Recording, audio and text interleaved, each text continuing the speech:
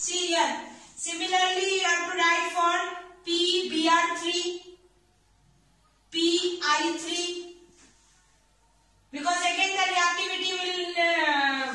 reactivity now that time you have to see. See now if it is with PCl3, for example, if I write CS3OH plus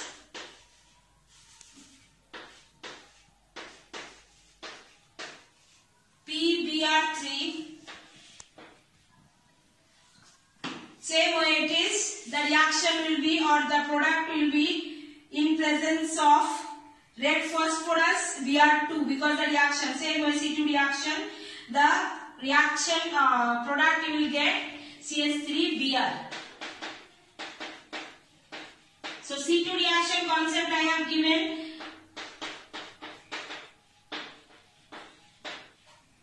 S3PO3, again you have to balance, so it is 3, so it is